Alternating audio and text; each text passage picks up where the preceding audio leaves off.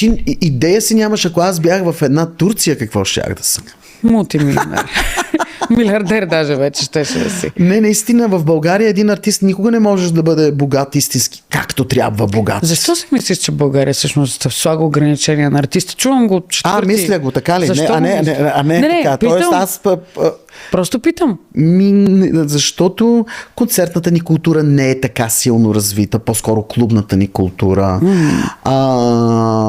Народът ни смята, че познава звездите си и интимничи с тях без да ги познава, без да фамилиарничи.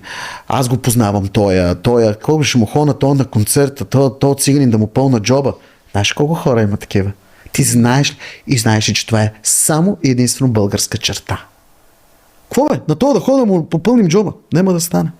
И няма да отиде, и няма да се забавлява, няма да се отпусне, за да не напълни джоба. Смяташ ли, че това, че хората се виждат изпълнителите, примерно всеки петък, всяка събота в дискотеките, в клубовете, ги дърпа от това да отидат после на концерт? Не, аз мога да отида и на концерта, и в клуба, и пак ще ми е яко. Що да не си хода и на концерта, там пък е друго изживяването. В клуба пък ти е отблизо и ти е още по-хубаво. Аз не мисля, че това нещо пречи. Аз мятам, че това, че се появяваме често в момента на младите звезди, им изиграва ролята, че никой не може да им се зарадва така на тях, както на нас някой.